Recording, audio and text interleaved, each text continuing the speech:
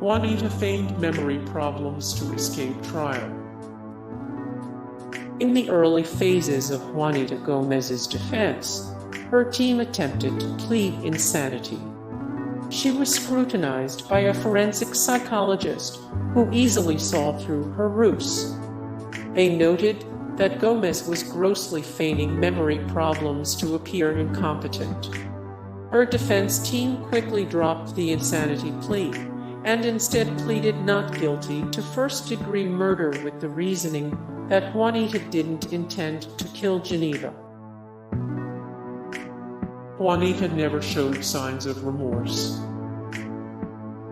One of the most chilling aspects of this crime is that Juanita Gomez never seemed distraught or even repentant of her crime.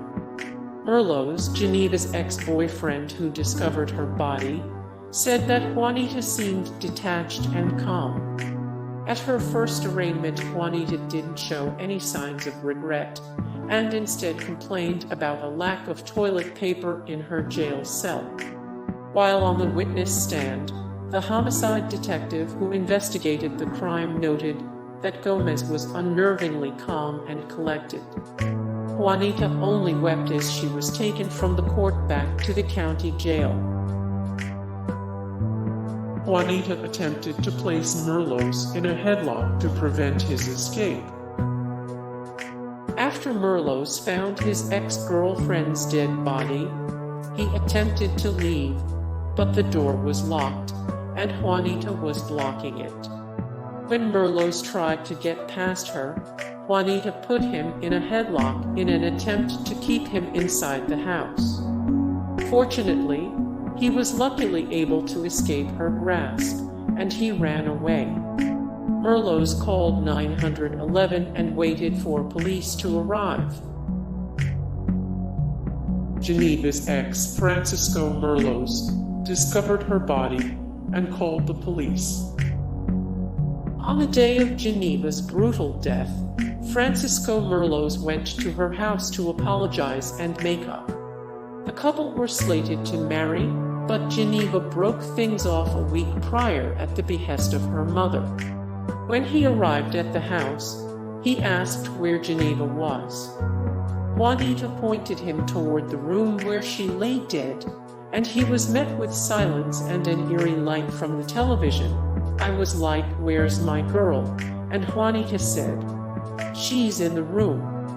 Usually, my girl is real happy.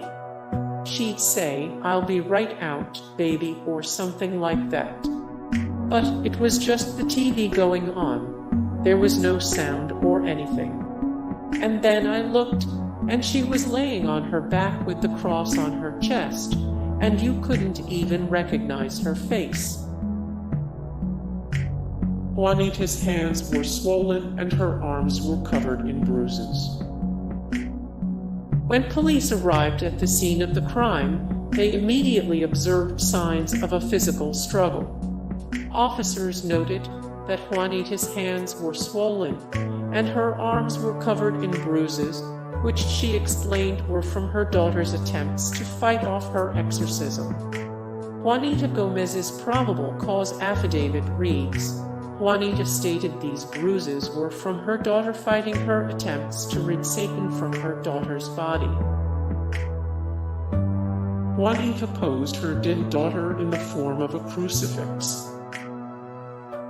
Juanita told authorities that she attempted to clean Geneva's body after her death, as well as the room where Geneva's murder took place.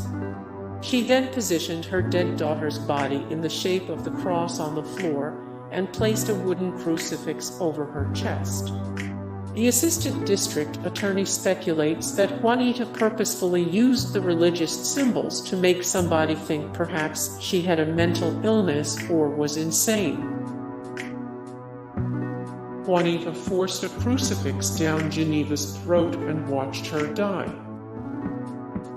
Geneva's death was brutal. Juanita punched Geneva repeatedly, then shoved a religious medallion and crucifix down her daughter's throat until she began to bleed from her mouth. She was so badly beaten that her ex-boyfriend, Francisco Merlos, didn't recognize her when he saw her body.